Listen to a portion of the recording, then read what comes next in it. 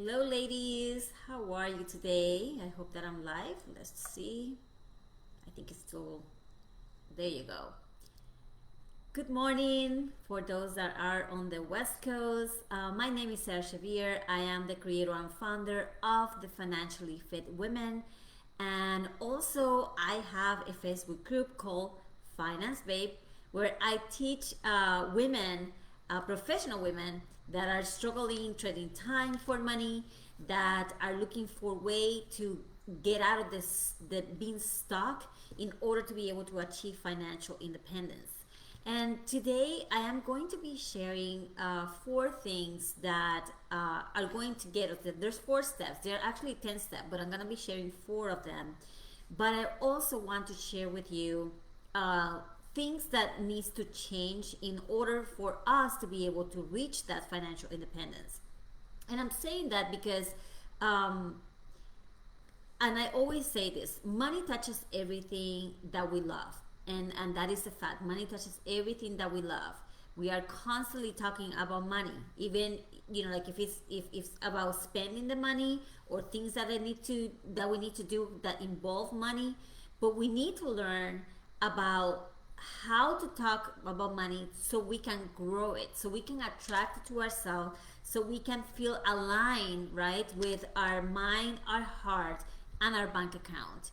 And there are normally three types of people that that I talk to, and I want to share the three types of people that I talk to a lot of times.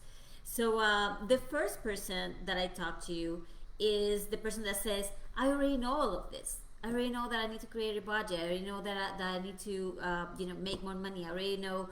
But it is not about just knowing. There are things that you know, and there are things that you don't know that you don't know. So when you become coachable, when you surrender to the process of, okay, I definitely need help because yes, I know all of these things, but it's not working, then there has to be something different that needs to be done, right? And the reason that I'm mentioning that is because the first change that needs to happen for you to be able to achieve financial independence is you have to change. And a lot of times we look for things to change around it. We are expecting, okay, when I get this job, or when my business take off, or when my I don't know, when I get this promotion. There's so many different circumstances, right? It could be so many things, and we could say, yeah, when this happened, then I'm gonna figure out the money. But it has to be the opposite way, and we actually have to be ready for the money, and know what to do with the money when the money comes in, prior for the money to show up, right? So it's about calling. If you guys know about the secret, or the how the universe work, right, we actually put that information out, right? But we need to be ready to receive it when that comes in. And if we're not ready to receive it, and we don't know what is it that we need to do with our money, or with our finances, then it's not gonna last because we haven't prepared ourselves. So again, that's the first type of people that that women that I talk to. They're like, I already know all of these things, but there has to be something else, right? That they're missing, even though they know these things, but they're not applying it, or it's not working for them. So we have to find out why is it that it's not working for them. The second type of women that I talk to when I talk about the finances, when I talk about money, is the lack of self-worth, the lack of worthiness.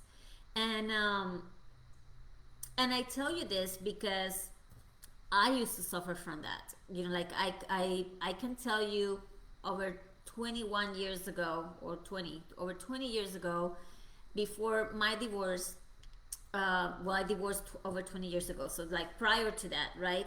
I have a lot of issues with self worth because I was living under the shadows of my husband at that time.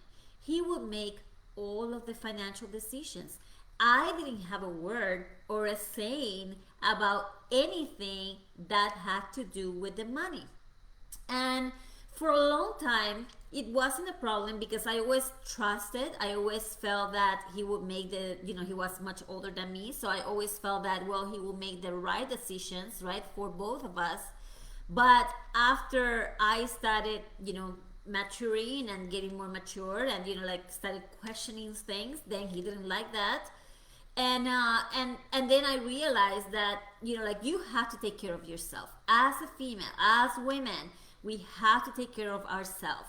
We have to have, a total understanding as a couple that, okay, like everything that is coming in is for the benefit of both. And I tell you that a lot of women, when they get divorced, then they don't know who they are. They are completely lost.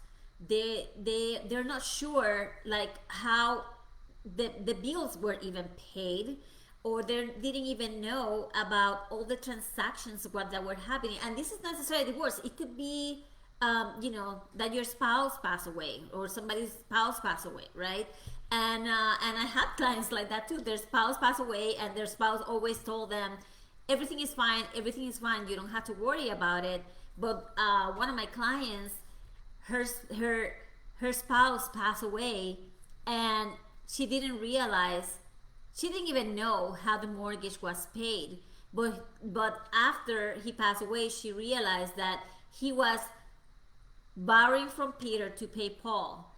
And she realized that, like, she was in a very big financial situation, that she was about to lose her work. Her home, because even his business, he was a business owner. Even his business went down because she didn't even know how to manage the business. So that income, and he wasn't prepared. There was no life insurance. There was nothing. So again, the second type of women that I talk to is the one that has a lot of lack of self-worth. They don't know if they can even do this for themselves. They don't know if this is for them, if they can, or they just want to think about it, right? Because they don't feel that they're capable of taking charge of their finances. But that's what I'm here for, right?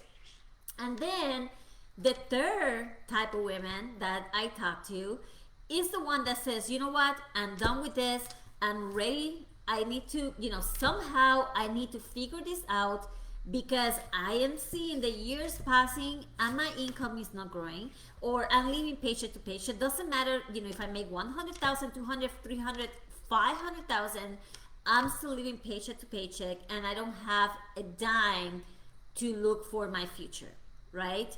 So I don't know which category are you. You guys, you can let me know in the comments, or you can let me know in private. But the most important part is to recognize that, obviously, for things to change, and this is something that I love about Jim Rohn, is something that I learned a long time from him, is for things to change, you have to change. For things to get better, you have to get better. And a lot of times we are just waiting around for something to happen, right? We are like, okay, I'm working on my mindset, I'm working on manifesting, right? But we are not ready to get that manifestation, because we are not working on what needs to be done. Like, we are not working in the root of the problem. We are also not opening the space to be prepared for when that money comes in. So I'm going to share with you, and again, let me know if you guys have any questions in the comments. I'm going to go over 4 keys or 4 steps out of the 10 steps that needs to be happening to achieve financial independence. And by the way, I do have a financial blueprint with these 10 steps. So if you guys want this 10 step, please make sure to put in the comments, put financial blueprint or put blueprint. Either way, financial blueprint or blueprint, and then I will send it to you. But I want to talk about 4 of the steps. And again, I'm going to start with the mindset, because I understand that in order to achieve financial independence, you have to shift your mindset to an abundant mindset, right? That has to be there.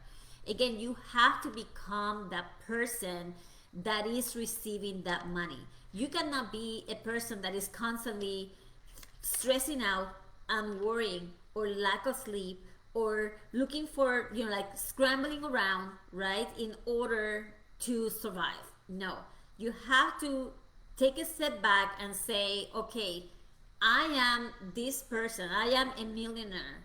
Therefore, I'm going to act as a millionaire. I'm going to take the responsibility, because it's not about now that you're gonna splurge and it's not about that. It's about inside you, right? Okay, what is it that I need to do? Like, what do millionaires do in order to grow their money? What do millionaires do to know that more money is coming in? What are the money making activities? Instead of me thinking about all of my debt and how I'm gonna pay my debt, right, and focusing on my debt or focusing on my credit, now I'm going to think about how the millionaires do. Like if I let's say, even let me give you this example. Even if you have bad credit, right, and you're like, oh my gosh, I need to fix my credit somehow, but I want to buy a house. Well, there are ways that you can buy a house with no down payment and with no good credit score, right? So it's the same thing when it comes to your finances. Like it's about like, okay, what is it that I need to do? Maybe I don't have all of the tools, but I'm going to look for ways to achieve that, right? And then, so that's the first thing, the abundant mindset. The second thing is about paying yourself first. And I know that you probably have heard this like thousands of times, but we are still not doing this.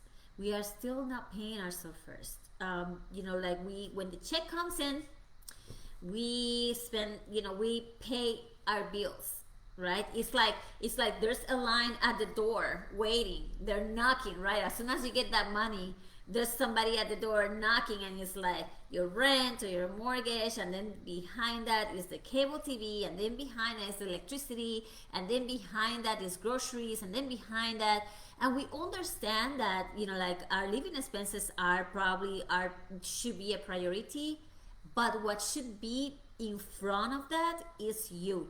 You should be the first one in the line. Before you open that door, you're gonna say, you know what, this amount of money, I'm gonna put it aside. And there are ways that you can do that, and that will be step number 4 that I'm gonna mention. But there are ways that you can do that you don't even need to think about it. You don't need to, because a lot of times we want to have control of our money, and we think that managing cash is how we control our money, and that is a lie. It doesn't work. It might work for 1 month, it might work for a couple of weeks, but you know what, it doesn't work. And I see that over and over and over. So that would be number 2.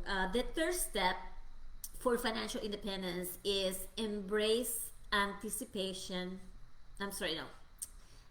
Delay gratification and embrace anticipation. And this is one of my favorite things to talk about. It's probably one of my favorite. It is not about privatizing yourself from fun. Like prohibit yourself from doing things that you want. No, it is about being intentional about where your money is gonna go. So, for example, and I have given this example before, because the purpose of financial independence is obviously so you can live your life in your own terms, right? That's the purpose of financial independence. The purpose of financial independence is so you can do the things that are important to you, or your dreams, so you can achieve your dreams, right? Let's say that you like to travel first class, or that you want to have certain car. Everything will depend on priorities. What is it that is a priority for you, right? Or maybe you want to travel more.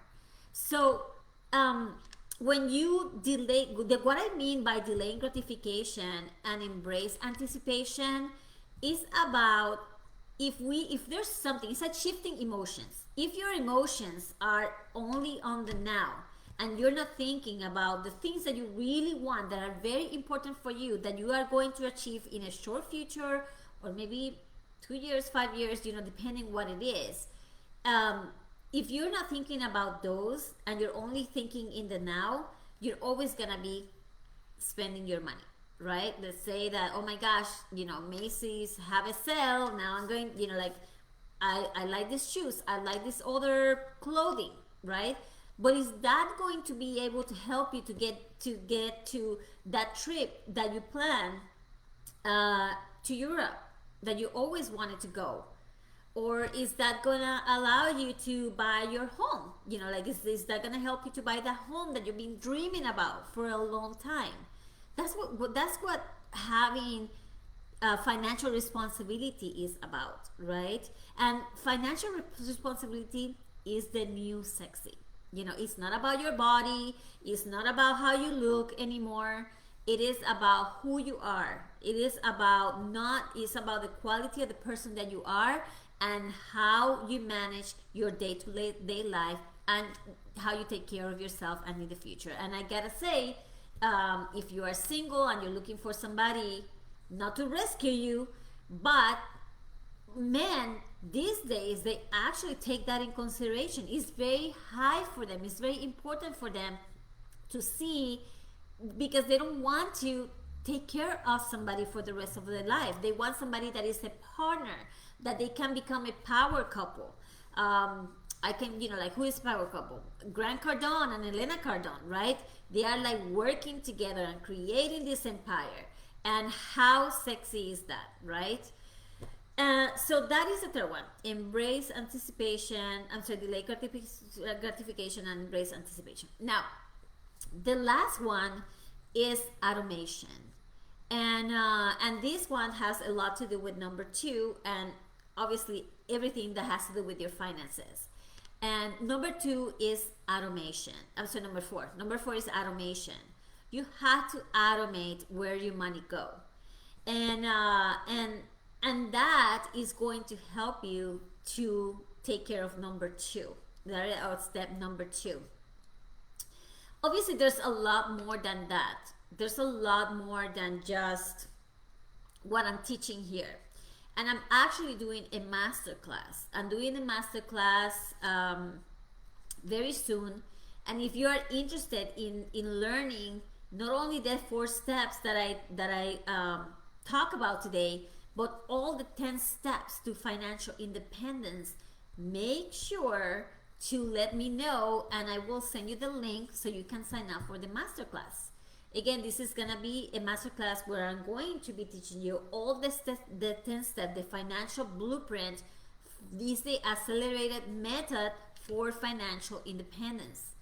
And again, it is about taking responsibility. You might not like what I have said. Again, you might feel that this is I already know all of these things, or you might feel that I don't even know how to start. This is too much. I don't feel that enough, right? I don't deserve this. That's the second part. Or you can be the yes, heck yeah, I'm ready. I'm ready to take charge of my finances. And I'm sick and tired of living the life that I'm living, right? So, and that's what happened to me. I was just sick and tired after I got divorced, and I didn't even know who I was. And I started hiring all these therapists and coaches, and I was able to thrive. And I'm on my way to that financial independence, and I love it, and I love to teach about it, right? You don't have to love to teach about it, but at least you should learn about it. So so thank you so much for being here. If you are in the replay, please type replay in the comments. That way I know that you have watched all the way till here. And then if you want the financial blueprint, the financial independence blueprint, please make sure to put the comments in here in the video, or just send me a message. I'm accessible. So just send me the message, and I'll be glad to send you the link so you can see it. So if there are no additional questions, thank you so much, and I just hope that you guys have an amazing day. Make sure to join our Finance Babe Facebook group, where again I teach this and a lot more, and looking forward to have you as part of my community. And thank you so much. Make it a great day. Ciao.